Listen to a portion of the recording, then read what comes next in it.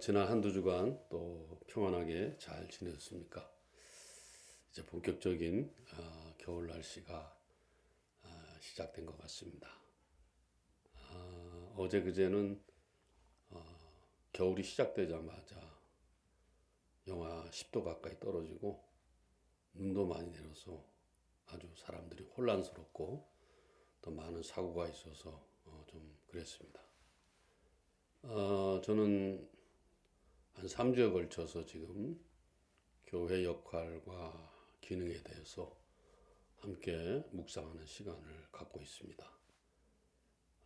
요즘에 뭐 좀 힘 좀 쓴다고 하는 사람들이 아주 극우가 돼가지고 저 사람들이 과연 하나님을 믿는 사람들인가, 주님을 따르는 사람들인가 할 정도로 참 난감한 그런 경우를 많이 겪게 됩니다. 오늘 묵상을 통해서 왜 저렇게 됐을까 하는 것들에 대해서 함께 묵상을 하면서 동시에 교회가 해야 할 기능이 뭔가, 역할이 뭔가 하는 그 부분에 대해서 오늘 세 번째 시간 그 묵상을 함께 나누도록 하겠습니다. 오늘 이 주제와 관련된 하나님의 말씀은 신약성경 누가복음 21장 1절 말씀부터 4절 말씀이 되겠습니다. 신약성경 132면 정도에 있겠습니다.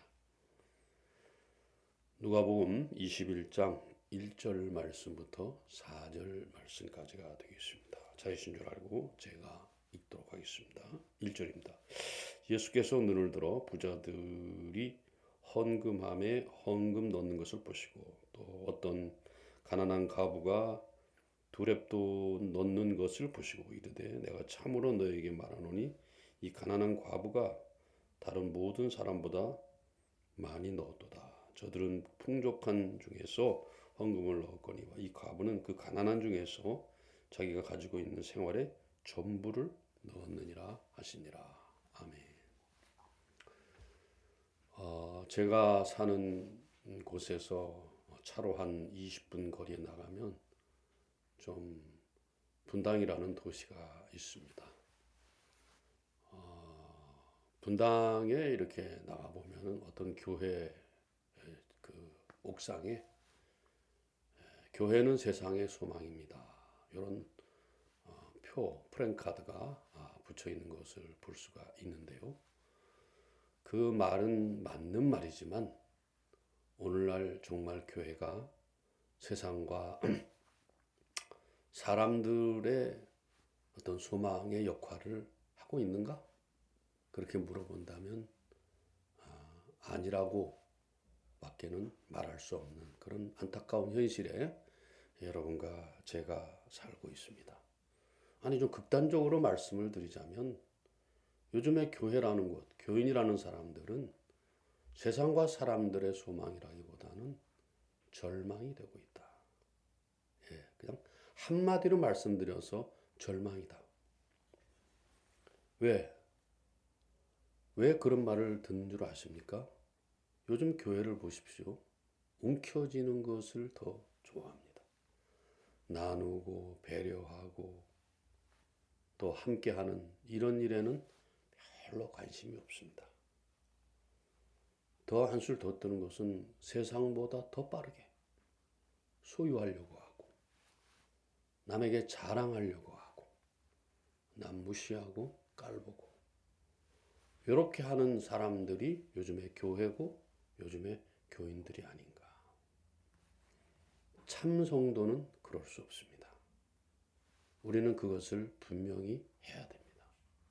참 성도는 절대 그렇게 할 수가 없습니다. 왜? 이 마음에 그리고 생활에 주님이 계시고 말씀이 있기 때문에 그렇습니다. 그래서 오늘 어떤 교회나 교인들을 보면은 참 절망스럽다. 한심스럽다 못해 절망스럽다. 제가 정치 얘기 별로 그렇게 잘하지 않는 편입니다만은 탄핵당한 대통령은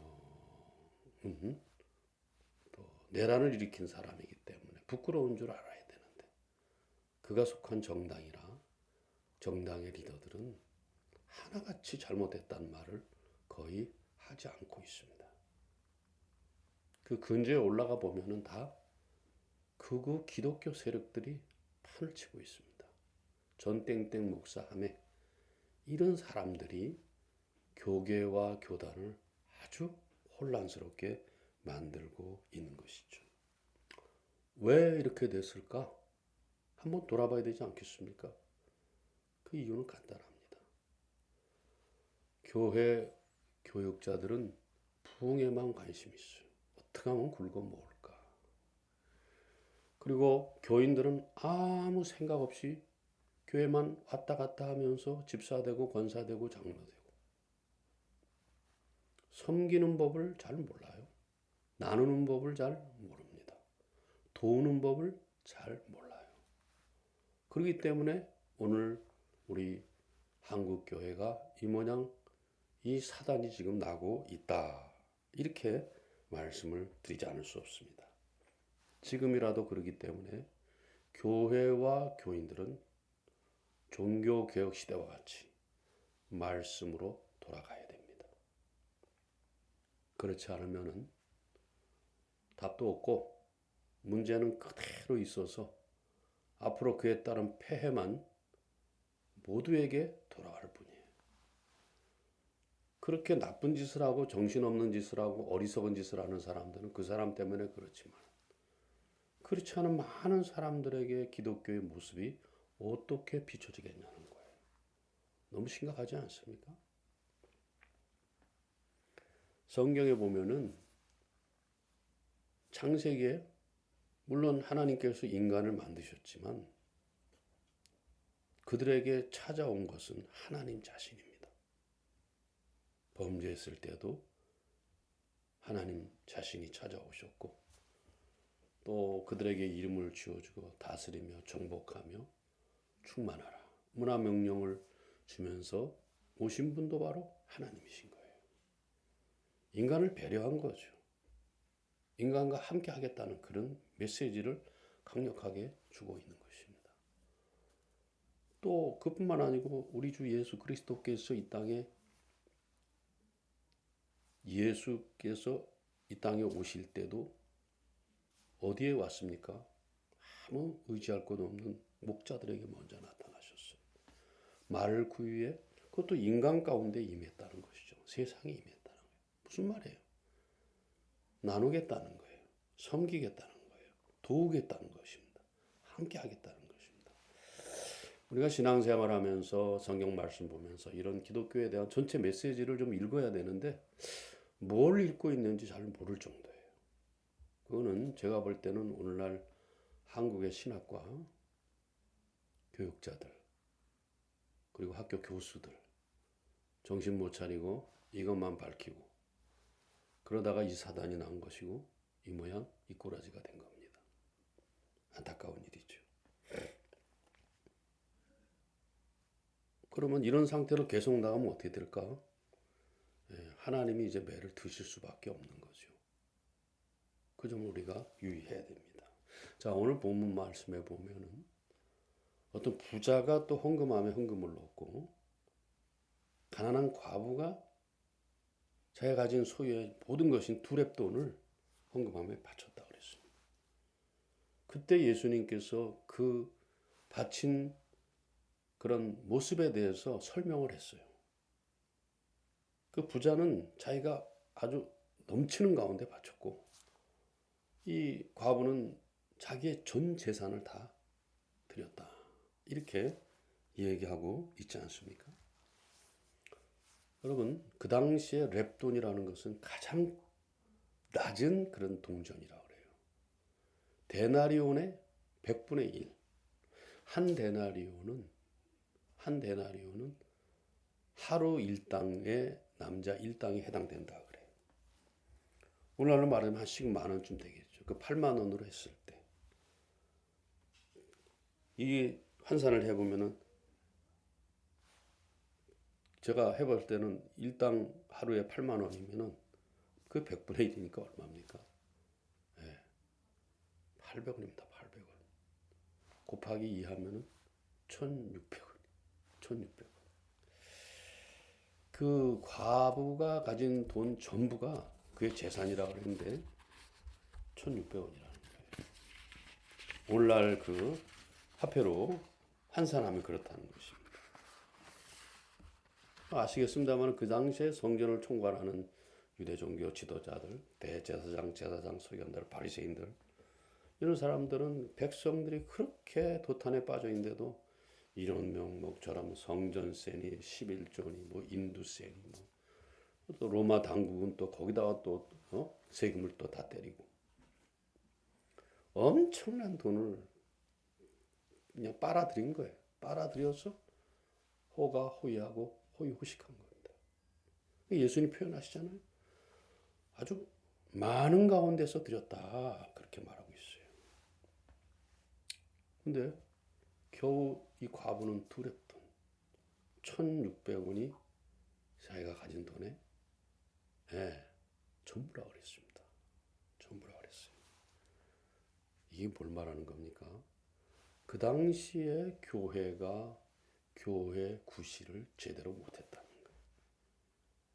교회는 본질적으로 돕는 역할을 할 수 있어야 됩니다. 배려하는 역할을 할 수 있어야 되고 섬기는 역할을 할 수 있어야 됩니다. 이걸 우리가 놓치면 이미 그것은 교회가 아니라는 거예요. 오늘날 대형교회들을 보십시오. 그냥 지금도 끊임없이 긁어 먹으려고 예배당을 궁궐같이 지어놓고 대궐같이 지어놓고 무슨 쇼핑센터 짓는 것처럼 그렇게 지어놨어요. 그리고 사람 모으는 데만 그냥 정신을 다 쏟고 앉았습니다. 교인들 한 사람 한 사람의 영혼과 그들의 삶과 그들의 삶의 형편이라든가 모습이라든가 이런 거에는 별로 관심이 없습니다. 여러분. 별로 관심이 없어요. 그러니까 교회가 그 당시에 병든 자, 가난한 자, 소외된 자, 힘들어하는 자 전혀 관심을 가지지 않고 있었기 때문에 사회적 약자로 통하는 과부가 가진 전 재산이 1600원이었다. 여러분 어떻게 생각하십니까? 너무 충격적이지 않습니까? 그는 사회로부터 보장받을 게 아무것도 없어요. 도움받을 게 없다는 거예요. 왜? 경제적 역할을, 기둥 역할을 할 수 있는 남편이 없잖아요. 그래서 옛날부터 복음서에 보면은 고아와 과부를 우리 주님께서는 사회적 약자로 딱 지칭을 했어요. 그리고 그들을 도라고 분명히 말했어요.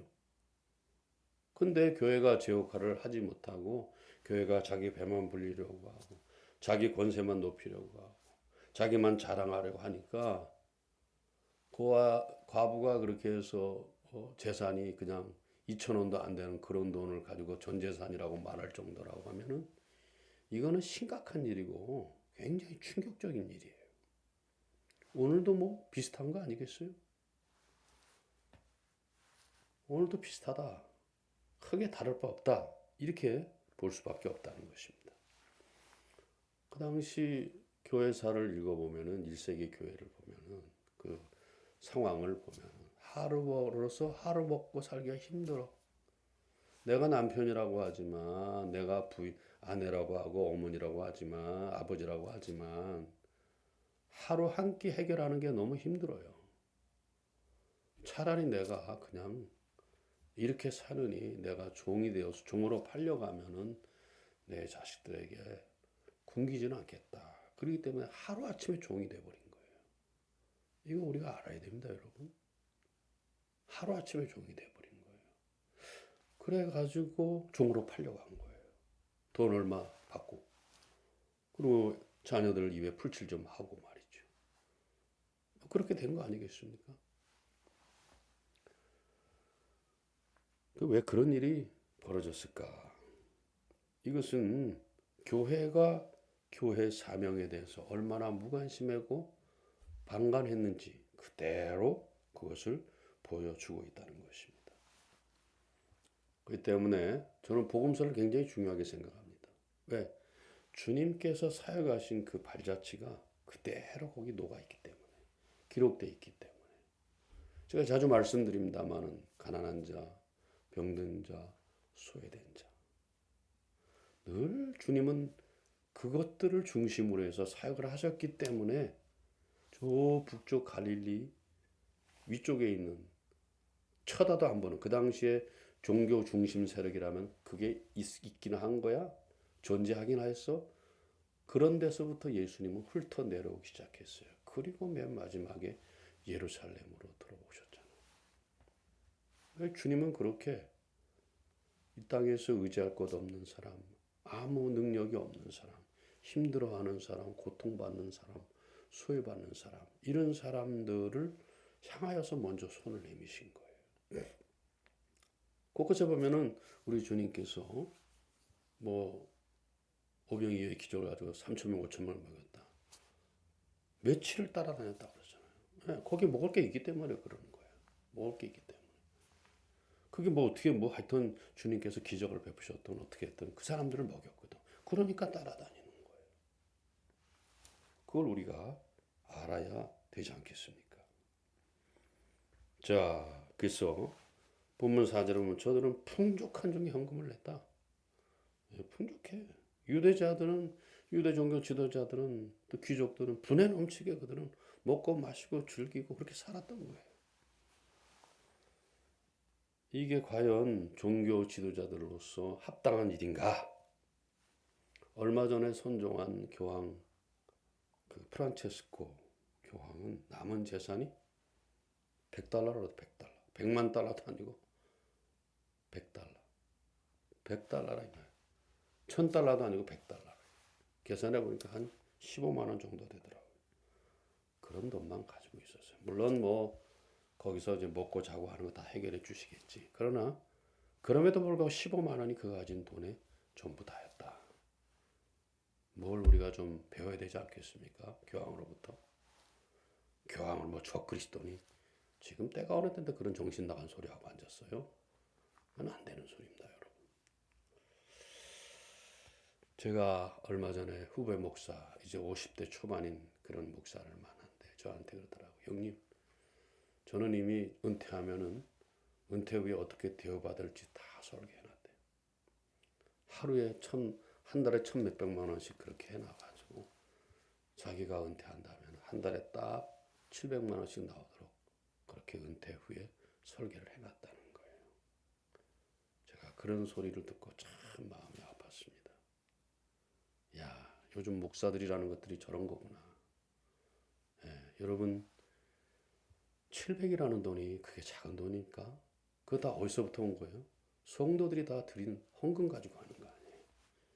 너무 도에 지나치게 하면은 하나님 앞에 가서 뭐 할까요? 구원 못 받습니다. 심판 받을 수밖에 없다는 거죠. 대부분의 국민들은 허덕이고 있어요. 대부분의 교육자들도 허덕이고 있습니다. 부흥 좀 이뤘다고 교회 좀 크게 좀 만들어냈다고 그래가지고 그걸 그대로 자기가 무슨 그걸 받을 자격이 있는 것처럼 그렇게 해가지고 그런 짓을 한다. 이거는 목회를 하는 게 아니고 양떼들의 피를 빨아먹는 것입니다. 조심해야 돼요. 여기 나눔이 어디 있고 섬김이 어디 있고 배려가 어디 있습니까? 내 거 챙기면 그뿐이라는 그런 마음 아니겠어요? 이런 모습은 주님과 말씀의 정면으로 대드는 모습이에요. 제가 볼 때 우리 개신교 교육자들은 이미 스스로의 자정 능력을 잃었다 생각해요. 질 문제도 해결 안 되고 양 문제도 해결이 안 됐기 때문에 이런 모습이 있고 제가 늘 말씀드리지만은 이런 피해는 고스란히 한국 교회 교인들과 교회에게 돌아갈 수밖에 없고 더 안타까운 것은 그것이 한국 사회에 그렇게 비춰진다는 거예요. 네. 무슨 낯짝으로 하나님 앞에 가서 어떻게 얘기할 건데.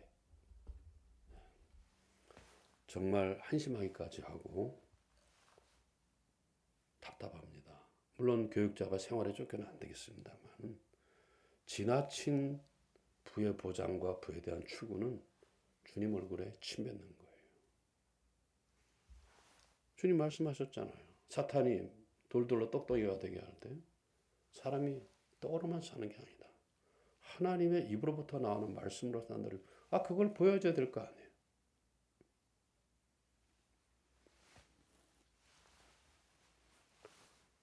어느 시대나 또 어떤 때나 교육자들은 성도들은 검소하게 살려고 해야 됩니다.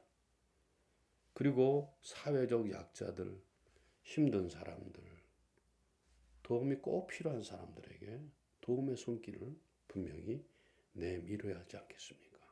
그것이 우리 주님이 기뻐하시는 일이다 이 말이에요. 대형교회라고 그래서 연봉을 수억에서 수십억 받고, 제가 이건 직접 목격했습니다만 어떤 목사님은 전별근무로 50억을 받더라고요. 깜짝 놀랐습니다. 그것도 나눠 받는다 그러더라고. 또 그분이 뭐 부흥에 갔다 하면 다 헌금을 교회에다 했다 그래. 그래도 다 하더라고. 바울의 말과 같이 먹을 것과 입을 것이 있은 줄 족한 줄로 여겨야 되는데, 내가 그렇게 헌신했고 희생했으니까 그럼 내가 다 또 그대로 받아야 된다. 그런 일이 어디 있습니까, 여러분?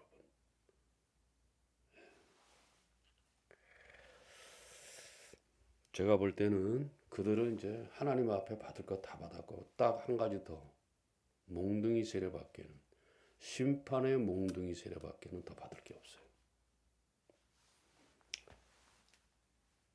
여러분, 교회 사명은 그렇기 때문에 돕고 나누고 섬기면서 함께하는 것입니다. 이것은 영원 불변한 또 변함없는 그런 하나님의 원리고 원칙이에요. 우리 주님은 그렇기 때문에 이 땅에 계실 때 병든 자, 소외된 자, 가난한 자, 그리고 맨 마지막에 십자가를 지면서 우리 같은 죄인들을 위해서 모든 걸 다 던졌어요. 생명을 던졌다. 돕겠다는 말이에요. 함께 하겠다는 말이에요. 섬기겠다는 말이에요.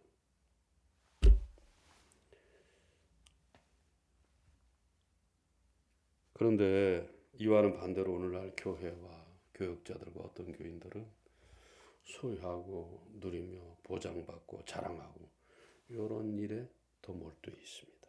이게 왜요? 이건 뭐 하는 짓이에요?